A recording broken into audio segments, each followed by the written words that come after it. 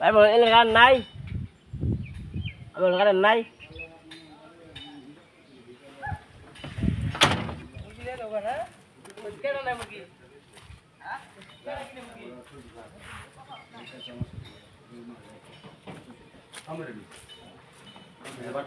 এটার লাগে আমার কোনো কষ্ট নাই।